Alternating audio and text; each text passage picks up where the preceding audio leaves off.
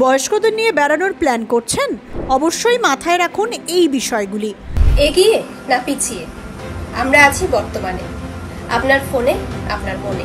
যারা সারা বছর চাকরি কিংবা অন্যান্য কাজের সূত্রে ব্যস্ত থাকেন, তাদের অনেকেই ছুটি পেলেই ঘুরতে বেরিয়ে পড়েন।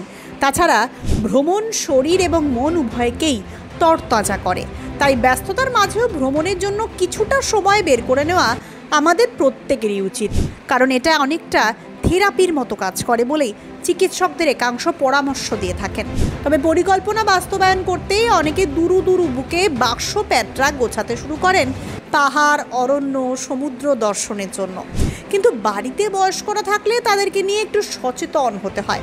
সাধারণত অল্প বয়সী মানুষজনের সঙ্গে ঘোরার মজাটাই আলাদা, কিন্তু বয়স্ক মানুষদের সঙ্গে ভ্রমণে বেড়ানো বেশ কঠিন হতে পারে। আসলে ভ্রমণে বেরিয়ে তাদের বয়স এবং স্বাস্থ্যজনিত চাহিদার কথাটা মাথায় রাখা আবশ্যক।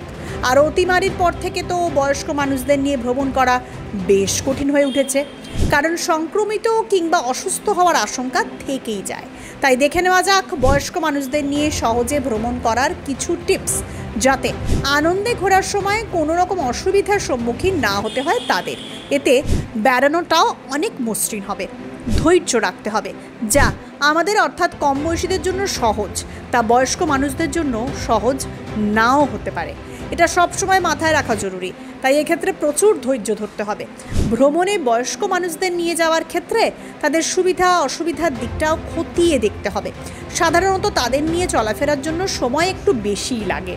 মেডিকেল এমার্জেন্সি, ভ্রমণে বেড়ানোর সময় বয়স্ক মানুষদের মেডিকেল রিপোর্ট থেকে শুরু করে সার্জারি হলে তার যাবতীয় রিপোর্ট ফোনে প্রস্তুত রাখা, এমনকি রাখতে হবে ভ্যাকসিনেশন সার্টিফিকেটও।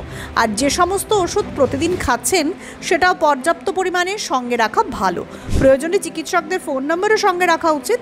অগ্রিম সতর্কতা হিসেবে এই বিষয়গুলি মাথায় রাখা দরকার, হয়তো বিপদের সময় তা কাজে আসতে পারে। সিট বুকিং, যারা বয়স্ক মানুষদের নিয়ে বিমানে কোথাও ভ্রমণ করছেন তাদের ওয়াশরুমের কাছাকাছি সিট বুক করা উচিত। এতে কোনো সমস্যার সম্মুখীন হতে হবে না, কারণ বয়স হলে এই ধরনের কিছু শারীরিক সমস্যা অনেকেরই দেখা দেয়। এছাড়াও ট্রেনে ভ্রমণ করার ক্ষেত্রে লোয়ার বার্থ বুক করাই ভালো, তাতে বয়স্ক মানুষরা আরামে এবং নিশ্চিন্তে শুতে বা ঘুমোতে পারবেন।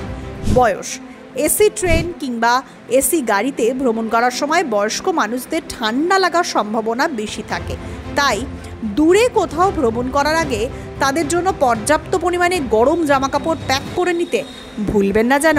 সম্ভব হলে একটা কম্বলও নিয়ে নেওয়া যেতে পারে, এতে তাদের ঠান্ডা লেগে অসুস্থ হওয়ার আশঙ্কাও কমবে। ফলে ভ্রমণ হবে আনন্দের।